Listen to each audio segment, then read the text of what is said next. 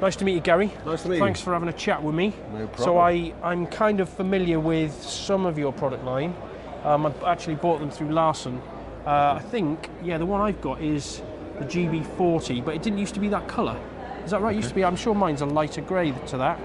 So they're changing the colour scheme with them, are they, or something? Or no, there's we do go through a process of updating every few years. Okay, so the one that you've got is a few years old. Yeah, It actually could be the GB30. Yeah, it might well be. Which was, you're right, a slightly lighter grey. A lighter grey, yeah. We update the product every few years. Yeah. Just to keep it current and relevant for consumers. Yeah. And it was also a bit of kit. It came with these big chunky ones, and I actually bought a set of these because for bikes, you just can't get these on the terminals. Correct. And I've just got it on a little charging station in the van, and got me out of trouble so many times because it's just enough to get something cranking and with a flat battery, brilliant. Yeah. So they sort of go up in size, right? Yeah, so the opening unit is what we refer to as a GB20. Okay. So that's our marquee unit for motorcycle. Okay. We'll start up to a 4-litre petrol engine. Okay. It's not rated for diesel. Yeah. Because there are 400 amp jump starters on the market that say they will start diesel. Yeah. We don't agree because there's certain occasions, especially in cold weather, where it's more difficult to start them. So that's primarily a petrol and our power sport line because of these precision clamps. And you see the difference between the two. Yeah, absolutely. One's much bigger than the other. I've got both these sets of clamps. Yeah. They don't get used anymore, really. So these are perfect for hard-to-reach batteries on mowers, motorcycles. Getting in that terminal that you can't get at, absolutely. Exactly. Yeah, it's cool. And then chargers next, is it? Yes. So these are our main 3 consumer units for the motorcycle I see. That's got a plug straight on the back. So this is still a switch mode smart charger. Yeah. A very, very simple mode button, switching between 12 volt and 6 volt. Right, okay. And it will do any battery technology apart from lithium. So any kind of 12 volt lead acid technology. Okay. You move up into the G1100, which is an absolute pound for pound a fantastic charger because now you've got lithium mode built in. With a lot of our competitors, you have to buy a lithium specific charger. Okay.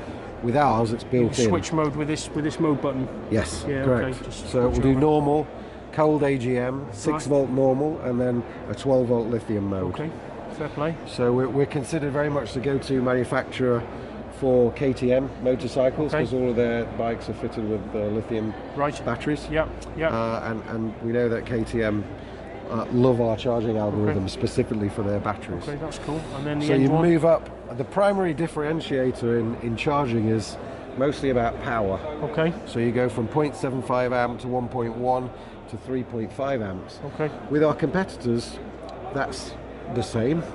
But what we tend to do is we give the consumer a reason to trade up, so we put an extra piece of functionality or usability into the next model up. So this unit has everything the 1100 has, but now you've got the addition of this specialized 12 volt 1.5 amp repair mode. Okay. Which is a highly specialized desulfation mode. Okay. For bringing back to life stratified, desulfated older batteries. That mode it's a 4-hour mode. Okay. One of 2 things will happen when that 4-hour mode's complete. It'll either say yes or no. It says yes, I've repaired the battery. The state of charge lights will come on. Okay. If it hasn't repaired the battery, this standby light will come on here. Okay. We recommend consumers can try that up to 2 times. Right. Don't try it a 3rd time. We're never going to be able to repair that battery. But on the 2nd attempt, we have a very high success rate of bringing back older batteries. Fair play. Case on the end there. Does that come in a nice case? Does it? This is an accessory case. It's one of our accessory lines. This is specific for the jump starters. Okay. So although they do come with a drawstring bag, we had feedback that people wanted a case. Yeah, they want an actual. That's nice, isn't it? Actually? So we made a really high quality case. Yeah, that is nice. So leads in here, and that's fair dues. And the unit fits, so you can put the 40 in here. Right. Or if you bought the 20, because it's exactly the same size case, it's the same case for both units. It doesn't matter which one you have. Obviously, different size cell inside. Yes, more powerful cell in this one than the other one. Yeah. So was it a 3-cell LiPo? Was it in there, or a 4S LiPo? Do we know what cells are inside? I guess it's lithium cobalt. Right. Okay. Lithium cobalt cells. Yeah. Noco invented the safety elements which protect from no spark and reverse polarity. Yeah, I really like that with mine, because if somebody's not familiar with them, can I plug in and absolutely. Can I plug in and Go just ahead. show? Yeah, there's some power in there.